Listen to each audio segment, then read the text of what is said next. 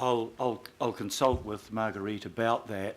I'm sure there'll be a very wide-ranging interest to be on the political reference group, and choosing 4 is going to be challenging. But if you could, at the end of this meeting, anybody interested in going on, give me an indication of their interest in it. We'll have to try and find some fair criteria to get a cross-section and a balance of councillors to be on that working group. I think one of the things the people on the working group will have to do is consult with their colleagues around the table. Otherwise, we'll have a political working group of 21 of us. So I'll take that into account, Councillor. Councillor Cooper. Thank you, Mr. Chairman. And I do acknowledge the staff because they put together a lot of hard work and got around there. But I think that a lot of, if you look at our customer satisfaction surveys for last year, and you looked at the people that were dissatisfied, they were the people that were the ratepayers in general, the ones that paid rates. And the people that were most satisfied were often not homeowners in the different, the lower socio-economic, the lower demographic areas. And this is not a criticism, this is the facts, we showed it. The most grumpy people were the middle-aged men from the North Shore. And the happiest were people in Newland and, because I think that a lot of it is too, that a lot of people in the homeowning demographic don't access our free services.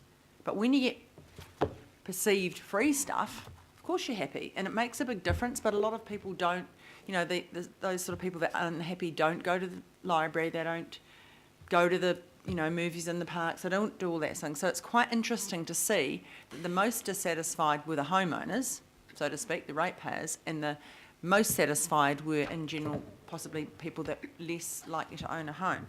And so I think that in terms of, the real estate giving you that information, you're probably speaking to quite a bit of the engaged anyway, but it's maybe how do we access people who are renting to give them that information, or Housing New Zealand. Maybe Housing New Zealand can be pulled into this to say, when you've got new tenants, can you be giving them some information?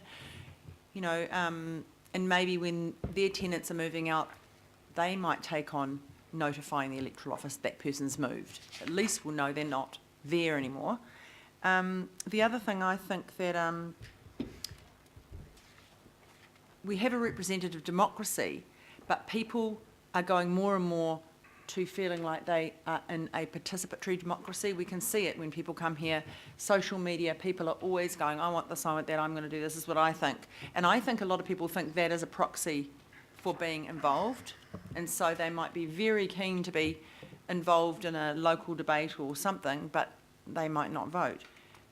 So I think that's going to be an ongoing issue. So, having people understand and using all the community pages. There's masses of community Facebook pages, and I think we've got to be putting stuff in there and getting to people at a really local level. And so I also think that I've had people say to me, but I don't pay rates, do I get to vote?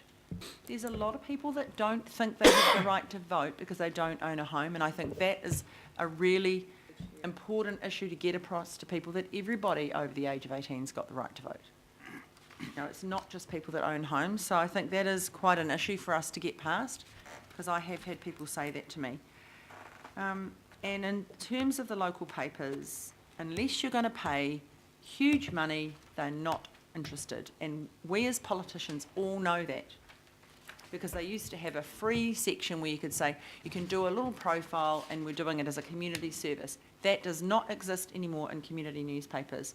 If you want the community profile, you pay $800, $900 and the rest of your stuff. So I think that local papers, unless there's some high-level conversation with the companies that run those, we're on a hiding to nothing, and unless we're prepared to pay a lot. The other thing I think that honestly that the postal vote does not work for many reasons. As Councillor Collins says, people move. You can be going door knocking and delivering leaflets, and they're hanging out, they're on the ground, they're wet, they're with a whole bunch of other stuff because nobody's there or no one's even collecting the mail. So it's a flawed system, and I do think, maybe it's time to sync our central and local government cycles, have a big event day. You can still have your advance voting, but it becomes an event because it's not an event, it's a ho-hum, unfortunately. And for all the effort that everybody puts into it, all of us, staff, people around the table, people that are willing to put their hand up, and the people that didn't get here as well, it's a huge effort and it's a really sad return. So, maybe we as a council need to get out there and say, look, the bigger your community, like Auckland Council, people aren't interested. Small communities like Nelson, very small communities, are very engaged in their communities, so they really do want to have a say, but people feel really disengaged here, and I think that's the fact that it's so big makes it even worse. That's what actually helps contribute to it. So I'd like to see us actually suggest that maybe polling voting might be better to try, go back to it, because this isn't working. And yeah, thank you. Thank you. Councillor Hills. Yes, thank you, Mr. Mayor. Sorry, I was kind of asking questions before lunch and then it got cut off and then I wasn't sure if I was able to make statements, but I'll just make a few statements. The posting, I get there's massive issues, but I also know that we got 70% turnout for the flag referendums, which was all postal, but it was easy and it was simple and it was a quick message. So I think actually posting and getting there isn't the massive issue that we think it is, because it's possible with the flag referendum, but I think it's the fact that we send out with varying different forms on there. You've got the DHB elections, things like that. The other thing is, I'm so supportive of as much information as we could possibly have and as much conversations and making it better. And I did like the Show Your Love campaign because it actually told people what council does do. A lot of people had no idea that council is the one that upgrades their parks. Council are the one that provide these events. Council does this, that and the other. And actually a lot of people were saying to me, especially people my age and younger, I didn't realise that was council. I didn't realise council funded the libraries, things like that. So it's that real simple stuff that we get, stuck in our brains all the time because we're reading it. But actually a lot of people were quite surprised all these things in their area had something to do with decisions made by people they need to vote for. But I think we need to be doing that the whole 3 years, not just boom at the council time. It's about continuously talking about what we're renewing, what we're doing, what the local boards are doing, and those connections. The other thing is there's some things that all of us and as politicians need to actually know that is our fault. It's when we all stand there and bag the council continuously all the time and say everything's bad, the rates are too high, we can't afford everything, but we also want everything. And we go stand there at a public meeting and say we can do something and then turn around and can't actually do it. That's what turns everyone off and thinks we're all liars and thinks that nothing can happen and we're taking their money and spending $200 on barbecues for Neighbours Day or whatever the things that come out from politicians, and then we all wonder why we don't get a high turnout. And that's our responsibility as well as your guys. So we can sit here and blame staff or talk about what you guys are doing, but it's also up to us to try and make sure we're telling the right story and not confusing people and not, there's still people who come up to me now in the North Shore thinking that the unitary plan can bulldoze their houses and they're going to have 10-story apartments on their backyard when it's not even like that. And it is those other communities that aren't as connected that you can see on the little mesh blocks that the voting is low because it's not the people who came to us today to talk about the unitary plan, or in my area were the ones coming to all the public meetings. It's the people that we often don't connect with